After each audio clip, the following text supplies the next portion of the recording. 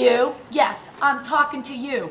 Welcome to Fitness Straight Up. I'm Sandy Weston of Weston Fitness, and today I'm so excited.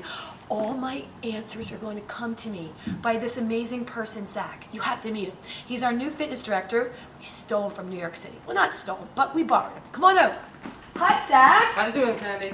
Listen, I have a big question for you. I know you're our new fitness director, and he's here trying to help everyone, figure out the best way to reach their goals. Like, everyone comes to you first, right? Everyone goes to me. So I teach all these classes, and it seems as if I can solve everyone's problems but my own family.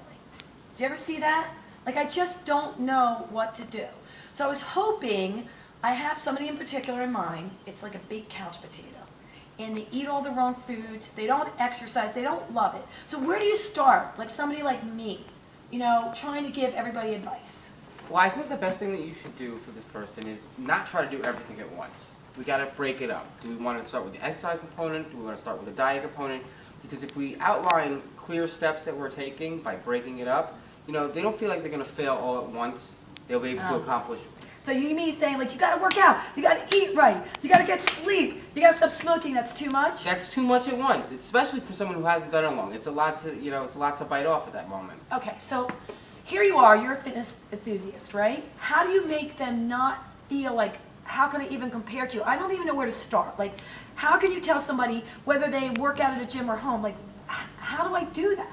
Well, the first thing they do, most people are going to say they do not have the time to do it. Well, they need to start making some time, whether it be twice a week, 3 times a week, but they got to take that time, ownership of that time, and make it their time. So if you have this person, we're going to, you're going to go back to your family member and say, well, I'd like you to pick 3 days that you're going to work out, all right? How long do you think? Well, we'll start off slower. We'll probably start with like a half an hour to 45 minutes. Okay. Nothing overwhelming, nothing they're going to have to commit their whole day to. But if you start with that time period and say, on these 3 days, that's my time to make myself better, they'll start embracing that. Okay. And do they have to go to a gym, or can they do it at home? I mean, see, I don't want to make them go to a gym, but a lot of them don't even know what they're doing, so I don't know. And then they do the fitness tapes, and I'm afraid they're going to get injured. I mean, where do I send them? Or should I send them to a local club? The first thing they have to identify is what they want to accomplish.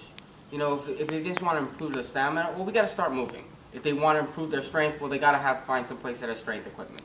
But if they don't identify what they're trying to do, we don't know exactly where to send them. So the person has to kind of say, this is what I want to do. So if they start breaking down their goals piece by piece, we'll be able to allocate places to go to. So you wouldn't have them do the nutrition and the smoking at the same time. You would say start them out with working out first and then ease them into that? Right. I would definitely say that because it makes things simple. If you start with one thing, you're adding another system to that. If you start with everything at once, well, a lot can go wrong. Okay. All right. So if I say, okay, they're going to start out 3 times a week, 30 minutes, it's all you have to do. How long should I say? Let's just do that for 21 days, a month. I hear all these different 60 days. There is no right answer. It really depends on that individual person. But what I would say is if you can figure out what you're trying to accomplish, figure out what the progression is so that you know that when you're doing certain things, there's a next step. So let's say you wanted to get your cardio up and you wanted to start, walking or jogging. Pick up distance that you want to go. Do that for a while. Make it a comfortable thing. And then either increase the speed at which you do it or increase the distance that you're going.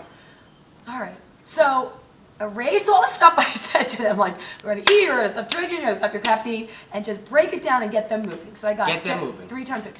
All right, so if I was going to leave me with 3 things that I can say, the most important things about living a life of well-being, what would be the 3 most important things you could think of? Well, we went over it. We want to make the time. Make the time, number 1. Okay. We want to outline the goals.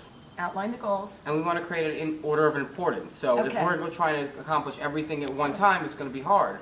But if we say we're going to work on this aspect, then this aspect, then this aspect, and get them going in systems that coincide, they'll be much better off. Zach, I'm going to try that. And if not, I'm going to send Zach to them. Because sometimes, it's hard for a family member, isn't it? Welcome aboard, Zach. Thank you so much. For Fitness Straight Up, I'm Sandy Weston and Zach. See you next time, poopy heads.